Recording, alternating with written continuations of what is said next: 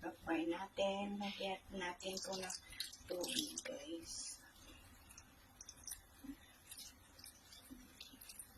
Ayan po, guys. Tapos, takpan po natin. At ipa-fry. Ayan na po, guys. Ito na.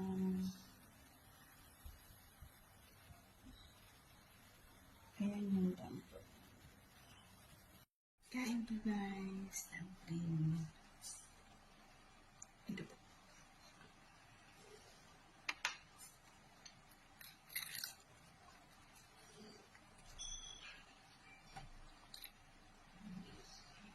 Ayan.